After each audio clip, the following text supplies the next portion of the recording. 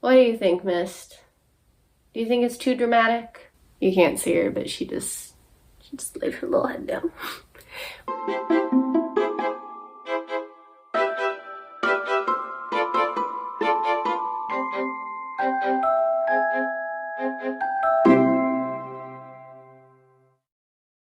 Hello and welcome back. This week I'm excited because I'm bringing to you a review of Jason Horton's sequel to his short story. This one is called Burn. Matches.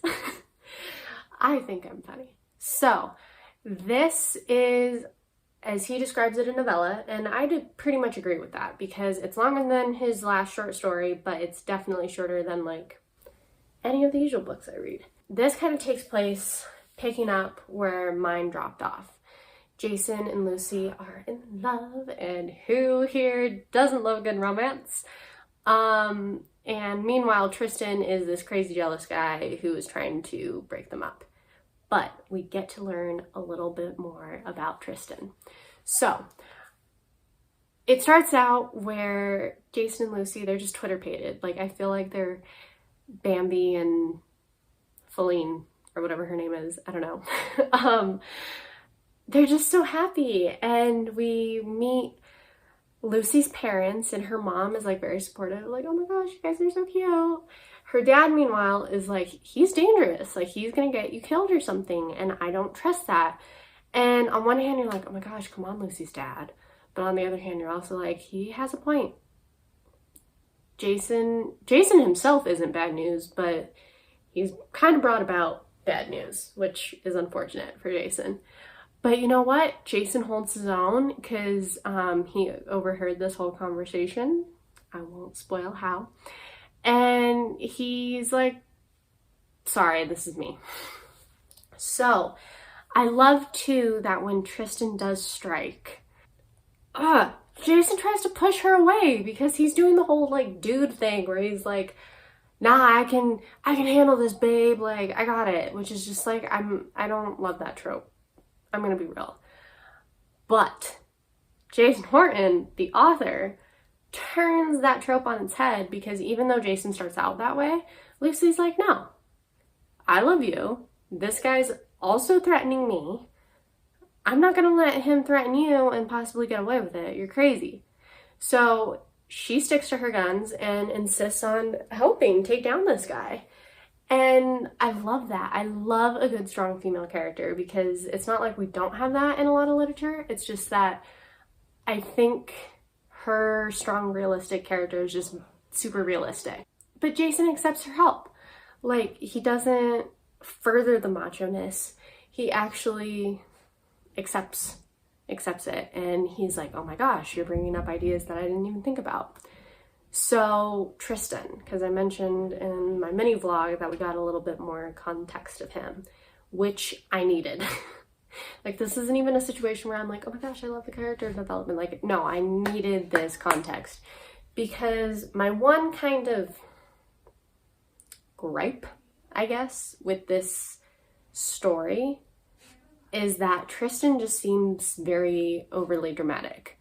Like, I can understand someone being really upset that someone stole away the date that you wanted to have.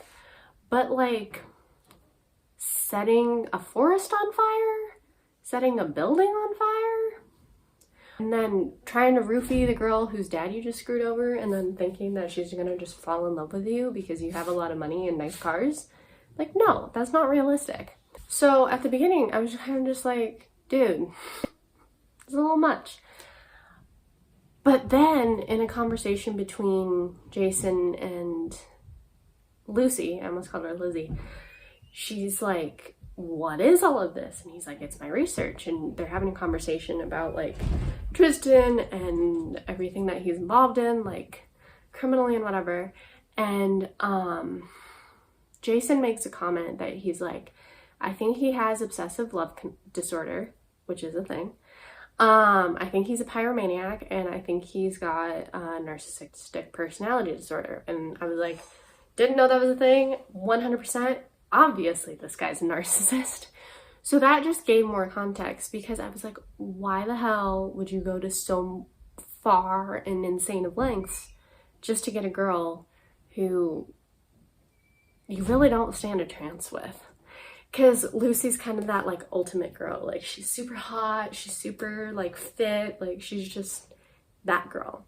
But she's also really sweet, and I just really like that characterization of her. I won't try to give too much of the plot away, because most of the book, well, novella, is just them trying to figure out next steps for how to confront Tristan, how to get him like arrested or whatever. I'm sorry for all the creaky doors in the background. And if you can't hear them, I didn't say anything about creaky doors. But anyway, it's just really good. It's a fun, quick, engaging read. You want to know, are they going to find out how to thwart Tristan? Are they going to thwart him? How much can you fit into, it's like somewhere between 90 and 120 pages, I think. I could be a little bit off on that, but it's a really quick read because it's very snappy and interesting. It's a fun one. I love the characterization. I love the description. As I said, even though at first I was kind of like, this is an interesting plot point, it's super interesting. Even if I'm kind of questioning why Tristan's going to such crazy lengths. So I do recommend. I can't really think of too many reasons why you wouldn't like it, unless you're just like, I don't like romance. Because, you know, it's got that little bit of adventure, and it's got that romance, and it's got an interesting premise, and it's a super quick read. So it's not a huge time commitment because, well, unless you're like me and you think about it later and you're just like, what's happening next? So that's all I've got for Burn by Jason Horton. Next week I'm finishing the Capfield series. E.P. Spiegel, great author, really enjoying this series, and now we're coming to a close. So stick around for that next time. In the meantime, happy reading and thanks.